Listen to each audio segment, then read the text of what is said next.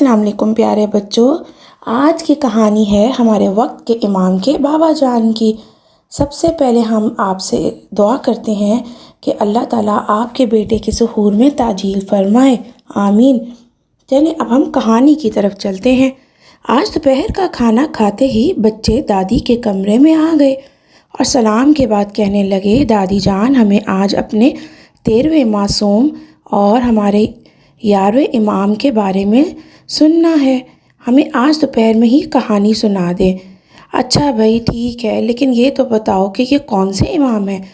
دادی نے پوچھا تو بچوں نے کہا ہمارے 11ویں امام ہیں اور ان کا نام حسن عسکری علیہ السلام ہے۔ حیدر نے فوراً سے جواب دیا، جی نہیں، ان کا نام حسن ہے اور عسکری ان کا لقب ہے۔ راضیہ نے اس کو صحیح بتایا۔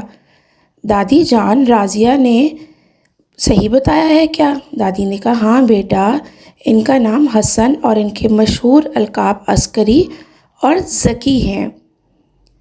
حیدر نے پوچھا دادی جان 11ویں امام کو عسکری کا لقب کیوں دیا گیا؟ دادی نے بتایا بیٹا آپ سامرہ میں رہتے تھے جو فوجیوں کی چھاؤنی تھی۔ عربی میں فوجی چھاؤنی کو عسکر کہتے ہیں، اس لیے آپ کو عسکری کہا گیا۔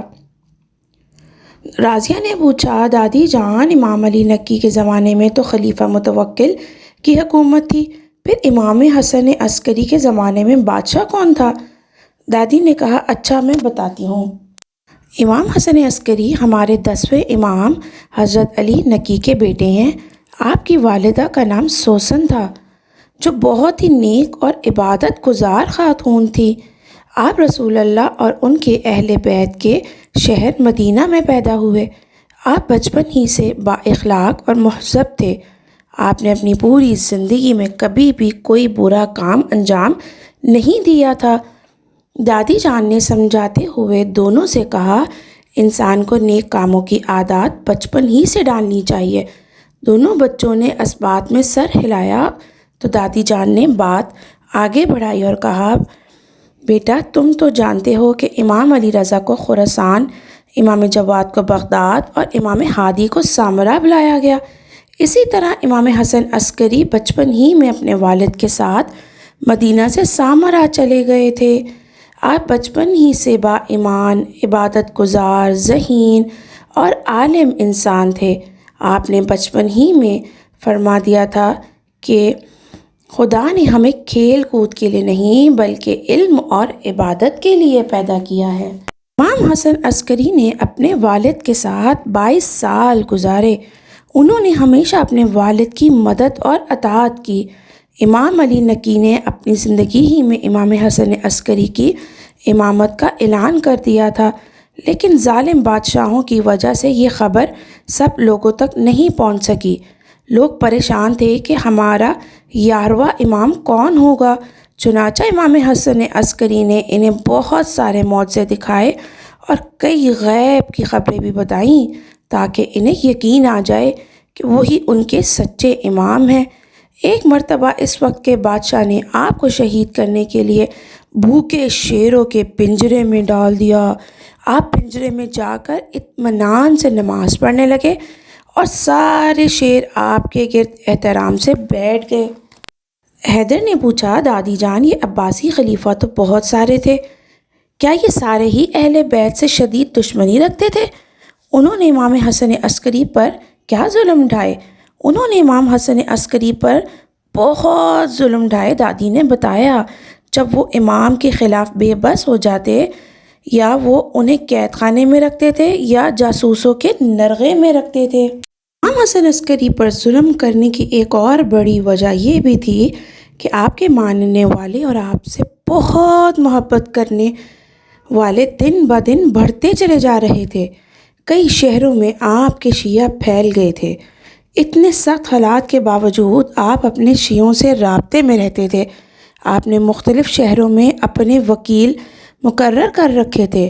آپ لوگوں کو خط بھی لکھتے تھے اور ان کے لیے قاصد بھی بھیجتے تھے تاکہ ان کے سوالات کے جوابات دیے جا سکیں۔ راضیہ نے کہا دادی جان کیا امام کے ماننے والے ان سے ملاقات نہیں کر سکتے تھے؟ دادی نے کہا بہت کم، وہ بھی چھپ کر۔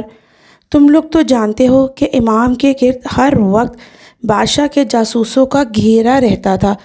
وہ ہر آنے جانے والے پر نظر رکھتے تھے، اس لیے امام نے اپنے شیعوں کو خود ہی ملاقات کرنے سے منع کیا ہوا تھا، کیونکہ امام کو ان کے قتل ہو جانے کا خطرہ تھا۔ امام حسن عسکری نے اپنے ماننے والوں کو یہ بھی بتا دیا تھا کہ انہیں کا بیٹا امام مہدی ہوگا جس کا نام رسول اللہ کے نام پر ہوگا۔ ان کی غیبت اتنی طولانی ہو جائے گی کہ سب شک کا شکار ہو جائیں گے سوائے ان لوگوں کے جو ان کی امامت پر پختہ یقین رکھتے ہوں گے۔ کسی بھی طرح دشمن امام کے ماننے والوں کو امام سے دور نہ کر سکے تو انہوں نے امام کو قید کر دیا، لیکن بادشاہوں کو اس کا بھی کوئی فائدہ نہ ہوا، کیونکہ سچے مسلمان ہر حال میں اپنے امام کی بات پر عمل کرتے رہے اور انہیں نہیں بھولے، یہاں تک کہ بادشاہ جس کو بھی آپ کا نگہبان بناتا وہ آپ کا بہترین اخلاق دیکھ کر تبدیل ہو جاتا اور نیک انسان بن جاتا۔ معتمد نامی عباسی بادشاہ اس بات سے بے حد تنگ آ چکا تھا۔ آخر کار اس نے آپ کو بہت جلد زہر دے کر شہید کر دیا، اور یوں آپ امام بننے کے فقط 6 سال بعد ہی شہید کر دیے گئے۔ یہ تمام ائمہ میں سب سے کم ترین مدت امامت ہے۔ انہیں ان کے بابا کے پہلو میں شہر سامرا میں دفن کر دیا گیا۔ دادی نے کہا، جی ہاں، آج امام حسن عسکری ہمارے درمیان نہیں ہیں، لیکن ان کے بیٹے امام مہدی آج بھی زندہ ہیں اور ہم ان کے ظہور کے منتظر ہیں۔ اللہم عجل لولیک الفرج۔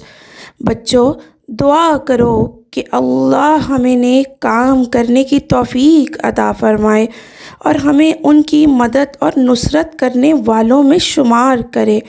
آمین۔ دونوں بچوں نے زور سے آمین کہا، اور اللہم عجل لولیک الفرج۔ بچوں، یہ ورد ہر وقت ہماری زبان پر ہونا چاہیے تاکہ ظہور امام جلد از جلد ہو جائے۔ آمین۔